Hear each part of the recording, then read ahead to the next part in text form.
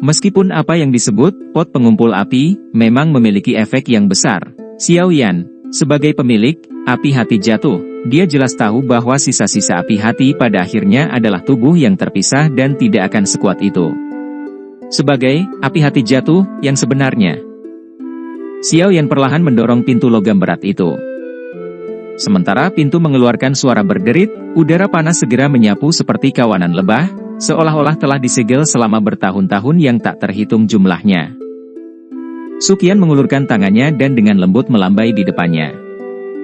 Dia tertawa getir, hanya tempat ini saja sudah sangat panas.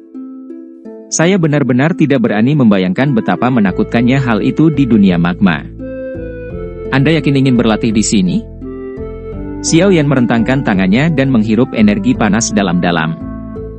Wajahnya menunjukkan ekspresi puas saat dia tersenyum dan berkata, jenis energi panas inilah yang paling saya butuhkan. Dengan api surgawi melindungi tubuh saya tidak perlu takut pada nyala api biasa. Penatua pertama, Anda dapat yakin. Dasar monster kecil. Suqian menggelengkan kepalanya dan bergumam saat mendengar ini. Setelah itu, dia perlahan berjalan ke tingkat akhir yang sangat luas dari menara pemurnian Ki Langit Terang. Xiao Yan mengikuti di belakang saat dia perlahan masuk. Ruang bawah menara ini tidak memiliki banyak cahaya. Warna merah cerah yang samar memenuhi bagian dalamnya. Cahaya berasal dari tengah ruangan di mana cahaya tersebut memancar dari lubang dalam yang berukuran sekitar 100 kaki. Cahaya merah terang itu seperti pilar cahaya yang menjulur keluar, mengusir kegelapan di area ini. Xiao Yan dan Suqian berjalan ke lubang yang dalam. Saat mereka mendekat, udara di sekitarnya menjadi lebih panas. Energi afinitas api yang terkandung di dalamnya juga menjadi semakin murni dan kekerasan. Ketika langkah kaki kedua orang itu berhenti di lubang yang dalam di tengah, energi panas yang datang menerkam hampir menyebabkan Suqian merasakan sedikit rasa sakit yang membakar.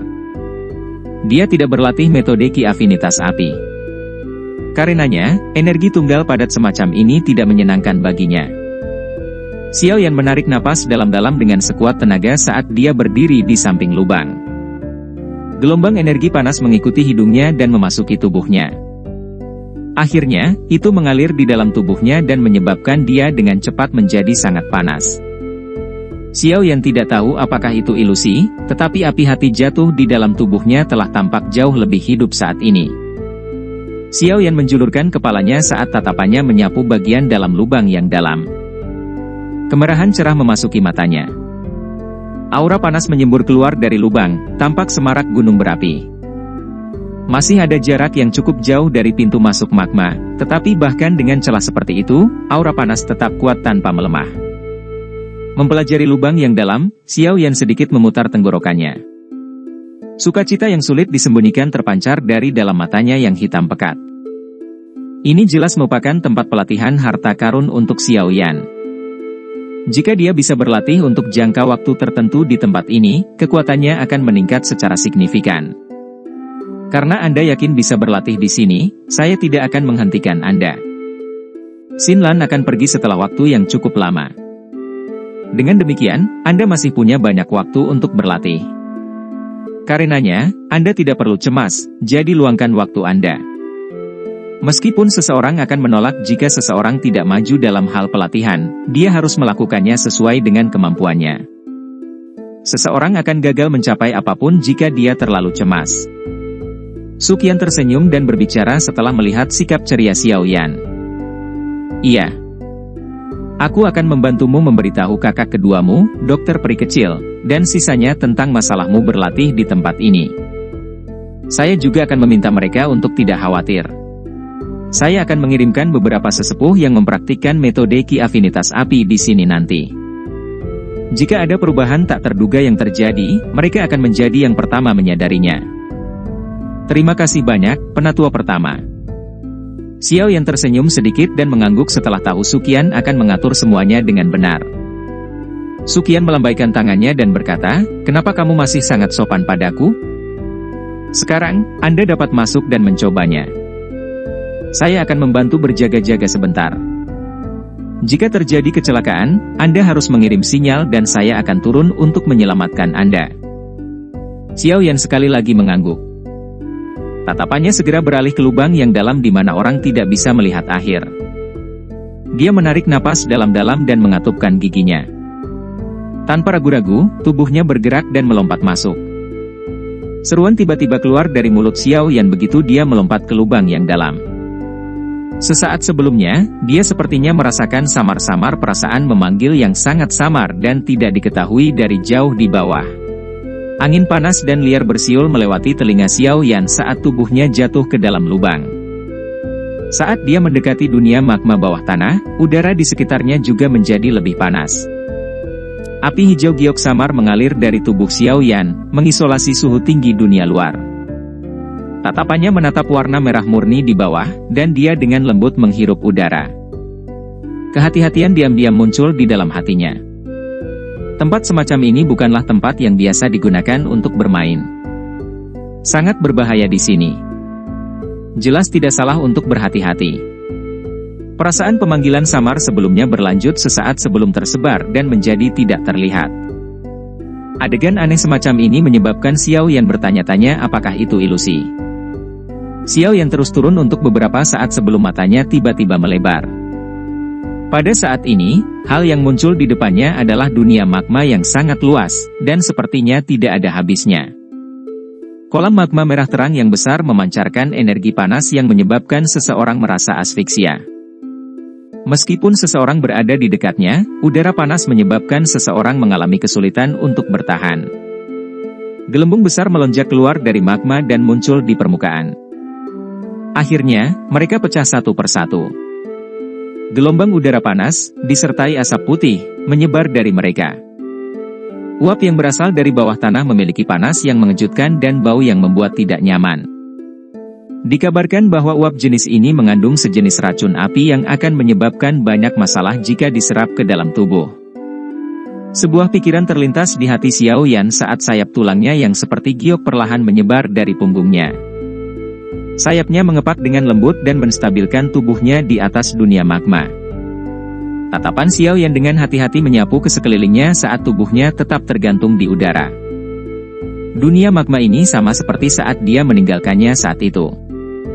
Itu sangat sunyi dan tidak mengandung sedikit pun aura kehidupan. Yang dimilikinya hanyalah suara gema dari gelembung magma yang meledak, yang menyebabkan tempat ini menjadi lebih sunyi. Magma sangat kental, sehingga biasanya tidak membentuk gelombang magma. Bagaimanapun, semua yang ada di tempat ini memberi seseorang perasaan diam. Jika seseorang tinggal di tempat ini untuk waktu yang lama, kemungkinan karakternya akan menjadi aneh dan menyendiri. Beruntung Xiao yang telah turun ke kondisi hampir mati saat itu dan tidak menyadari situasi di dunia luar. Kalau tidak, tahun-tahun itu akan sulit untuk bertahan. Xiao Yan merasa agak lega saat memikirkan ini. Setelah penyelidikan di mana dia tidak menemukan sesuatu yang salah, dia akhirnya mengepakkan sayap tulangnya dan sampai di suatu tempat di samping tembok gunung. Dia menarik penguasa Xuan berat dan pergelangan tangannya bergerak cepat. Fragmen batu terbang dan lubang setinggi 10 kaki dengan cepat muncul di dinding gunung yang kokoh. Xiao Yan dengan mudah membuat gua kecil tempat dia bisa beristirahat dengan bantuan suhu tinggi dari api teratai berkilau. Setelah melakukan semua ini, Xiao Yan tidak segera mendarat di magma dan berlatih, penguasa pengaliran 6 tubuh bersama. Sebaliknya, dia duduk bersila di dalam gua gunung dan secara bertahap menutup matanya. Setelah itu, dia memasuki kondisi pelatihannya. Setelah Xiao Yan masuk ke dalam kondisi pelatihannya, ruang sekitarnya segera mulai berfluktuasi secara intens. Energi merah terang yang bisa dilihat dengan mata telanjang melonjak ke segala arah. Akhirnya semua itu berjuang untuk masuk ke tubuh Xiao Yan. Saat energi merah cerah ini mengalir ke tubuh Xiao Yan, matanya yang tertutup tiba-tiba terbuka. Sukacita dan kesungguhan melintas di dalamnya. Tingkat energi yang memenuhi tempat ini jauh melebihi harapannya. Namun, kekerasan liar dalam energi itu juga melebihi ekspektasinya. Jika seseorang menyerap terlalu banyak energi seperti itu, kemungkinan itu akan memengaruhi karakter seseorang. Selain itu, pengaruh seperti itu adalah sesuatu yang tidak dapat diterima Xiao Yan bahkan jika dia akan mendapatkan kecepatan pelatihan yang jauh melebihi kecepatan biasanya. Untung aku sudah siap, Xiao Yan tersenyum setelah merenung sejenak. dia menjentikkan tangannya dan sekelompok api hijau giok naik. Akhirnya, kelompok itu sepenuhnya menutupi tangannya. Xiao Yan menggunakan tangannya yang lain untuk menjentikkan jarinya saat nyala api muncul. Beberapa item muncul di depannya. Akhirnya, di bawah kendalinya, barang-barang ini dibiarkan tergantung di udara. Beberapa item ini termasuk dalam kategori bahan obat dan tubuh mereka mengeluarkan rasa dingin. Sekilas dan orang bisa mengatakan bahwa ramuan obat ini mengandung energi tipe es atau tipe air. Mata Xiao Yan melirik acak sebelum melambaikan tangannya. Beberapa bahan obat afinitas dingin mendarat di dalamnya. Dia saat ini adalah alkemis tingkat 6 asli. Jika dia memurnikan pil obat biasa, dia akan bisa melakukannya seperti Yao Lao di mana dia menggunakan telapak tangannya sebagai kuali dan memurnikan bahan sesuai keinginannya. Di bawah kendali kekuatan spiritual Xiao Yan, beberapa jenis bahan obat afinitas dingin dengan cepat disempurnakan. Cairan putih kental yang dingin perlahan muncul. Kali ini, Xiao Yan tidak sedang memurnikan pil obat. Sebaliknya, barang-barang itu hanyalah untuk membantu pelatihan seseorang. Itu seperti beberapa hal yang telah Yao Lao sempurnakan untuk membantunya berlatih ketika dia pertama kali keluar saat itu. Makanya, ini tidak menyita banyak waktu. Setelah hanya 10 menit atau lebih, kotoran di dalam genangan cairan dingin benar-benar dikeluarkan. Cairan sejernih kristal dan dingin tertinggal di dalam nyala api. Xiao Yan membalik tangannya dan sebuah botol giok kecil muncul. Setelah itu, dia memiringkan botol dan beberapa darah cair berwarna merah cerah mengalir keluar. Akhirnya, itu jatuh ke dalam nyala api dan menyatu dengan cairan dingin lainnya. Setelah penggabungan keduanya, warna cairan juga berubah. Setelah dipanggang oleh api teratai hati berkilau, cairan putih pucat yang kental akhirnya terbentuk. Rasa dingin memancar darinya, menghalangi suhu panas di sekitarnya. Melihat penyempurnaan yang berhasil, nyala hijau giok di tangan Xiao Yan juga secara bertahap tersebar. Dia memberi isyarat dengan jarinya dan cairan kental putih samar jatuh ke dalam botol batu giok. Setelah menyelesaikan penyempurnaan ini, Xiao Yan dengan cepat melepas pakaiannya, dan menuangkan cairan dingin ke seluruh tubuhnya, menutupi setiap inci darinya. Perasaan sedingin es segera menutupi tubuhnya ketika cairan dingin itu tersebar di atasnya. Kulitnya yang awalnya berapi-api dan panas dengan cepat berubah menjadi sedingin es. Di bawah kedinginan itu, bahkan Xiao Yan tidak bisa membantu tetapi tanpa sadar menggigil. Setelah itu, dia sekali lagi menyilangkan kakinya dan duduk di tanah. Sementara dinginnya masih padat, dia memasuki kondisi latihannya. Ketika Xiao Yan memasuki mode pelatihannya, energi afinitas api di sekitarnya segera tampak terseret saat melonjak menuju Xiao Yan ke segala arah. Kali ini, energi seperti zat berwarna merah terang akan bertabrakan dengan cairan dingin yang menutupi tubuhnya sebelum sempat melakukan kontak. Panas dan dingin bertabrakan satu sama lain, dan kekuatan obat yang terkandung di dalam dingin dengan cepat menyelesaikan kekerasan liar di dalam energi panas. Setelah itu, sejumlah besar energi yang dimurnikan mengalir ke tubuh Xiao Yan. Pikiran Xiao Yan melihat energi panas yang masuk seperti segerombolan orang. Dia merasakan kekerasan yang melemah di dalam, sulit untuk dideteksi. Baru saat itulah dia menganggukkan kepalanya dengan puas. Setelah itu, dia mengendalikan energi afinitas api yang sangat besar ini dan perlahan mengedarkannya melalui jalur mantra api. Akhirnya, itu diubah menjadi gelombang douki yang kuat dan murni yang bergabung ke dalam wadah tubuh Xiao Yan yang telah berkembang pesat kemarin. Kepadatan energi afinitas api di dunia magma memberi Xiao Yan kejutan yang menyenangkan. Selain itu, kekerasan liar dalam energi diselesaikan oleh cairan dingin dan dia dapat menyerap energi tanpa rasa takut. Menurut kecepatan ini, Xiao Yan memiliki keyakinan bahwa dia akan sekali lagi melakukan terobosan untuk menjadi Do Huang bintang 6 dalam waktu 3 bulan. Pelatihan pertama Xiao Yan di dunia magma tidak berlangsung lama. Sekitar 1 jam kemudian, mata Xiao Yan yang tertutup rapat perlahan dibuka. Panas membara melintas di matanya yang hitam pekat. Seteguk udara panas mengikuti tenggorokannya sebelum perlahan tersebar. Xiao Yan mengencangkan tinjunya sedikit dan merasakan perasaan penuh di dalam tubuhnya. Sudut mulutnya tanpa sadar terangkat menjadi senyuman tipis. Tempat ini memang sangat cocok untuknya. Dia hanya berlatih kurang dari 1 jam tetapi dia samar-samar bisa merasakan Douki di dalam selnya maju. Jika ini terus berlanjut untuk jangka waktu yang lama, kemajuannya pasti akan sangat menakutkan. Namun, satu-satunya kekurangannya adalah suasana di tempat ini terlalu sepi. Jika dia ingin berlatih untuk waktu yang lama, dia harus bersiap untuk kesepian. Pelatihan pada awalnya adalah masalah yang sangat pahit. Jika seseorang ingin mendapatkan kekuatan yang sulit ditandingi oleh orang biasa, seseorang harus melakukan upaya yang sulit dicapai oleh orang lain. Tidak akan pernah ada kekuatan yang datang tanpa alasan di dunia ini. Poin ini adalah sesuatu yang telah lama dipelajari Xiao Yan, yang mengalami banyak hal. Oleh karena itu, meskipun dia tahu bahwa pelatihan di tempat ini sangat sulit, dia tetap memilih untuk melakukannya tanpa ragu-ragu.